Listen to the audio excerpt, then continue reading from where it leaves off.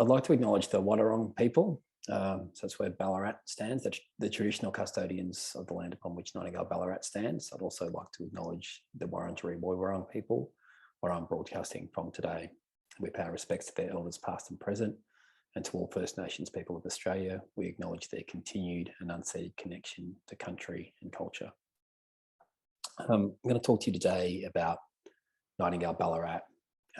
It's the first Nightingale project in a regional city, and Ballarat used to be an incredible city, and it still is, and it could be better.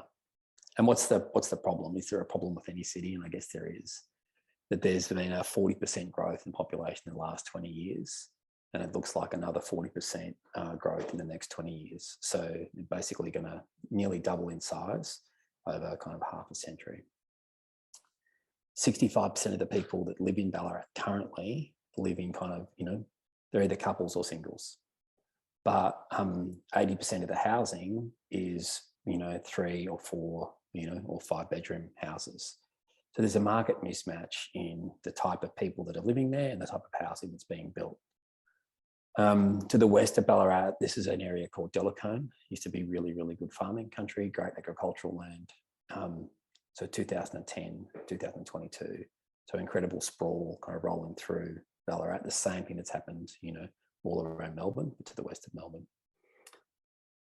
Interesting thing about Ballarat was that, post the 1850s gold rush, by the time we get to 1900, it became established this incredible kind of boom town city. Bendigo and Ballarat were looking like being potentially the capital cities of Victoria. They had incredible growth. They had public transport. They had cable cars in the centre of town. They had people living above shops, living in row housing around the centre of town. And so there was more people living in the centre of Ballarat in 1900 than there was in the year 2000. So 100 years later, more people are living at the edges instead of in the centre. And so fast forward, 119 years, and what you get is this. So incredibly car dominated, no cable cars, and it's really a city that's, the transport methodology here is all about kind of light cars. Fundamentally, the city has identified that they're building the wrong housing in the wrong location, both for its population and for sustainable growth, and also just for activity and vibrancy in the city.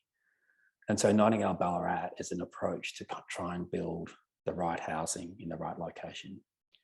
It's only the second apartment building to be built in Ballarat in the last 15 years. So there was one built about 11 years ago near Lake Wendouree, which was a total failure. And I think that it killed the apartment market, to be totally honest.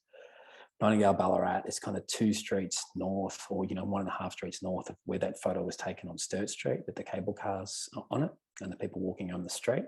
And it's right near the train station. It's right near Gov Hub, near the hospital. It's really well located. So you can walk from there.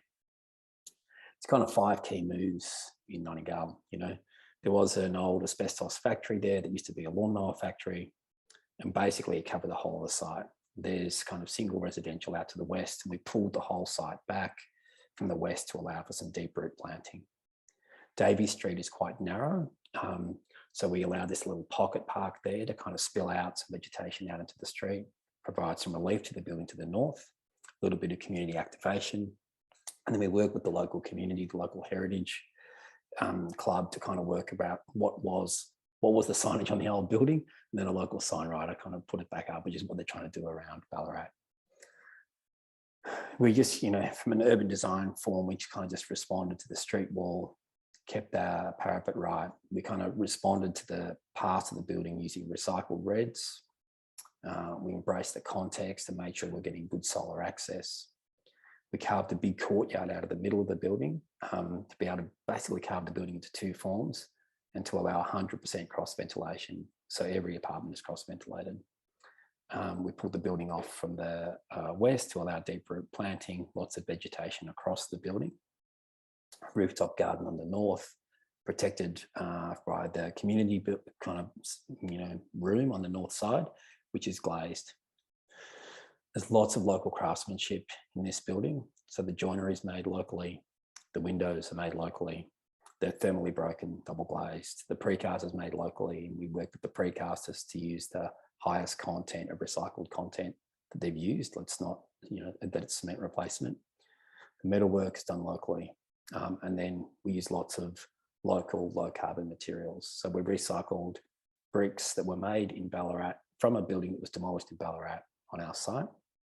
So the Ballarat Reds used recycled timber flooring, and most of the timber flooring was recycled from buildings that were demolished in Ballarat. Tapware was made in the north of Melbourne. This is carbon neutral tapware by Sussex Taps, made from 90% recycled brass.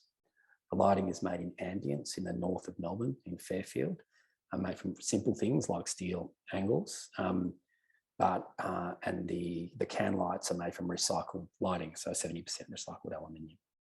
The whole building's carbon neutral in operation, so it's 100% electric. It has 100% certified GreenPower.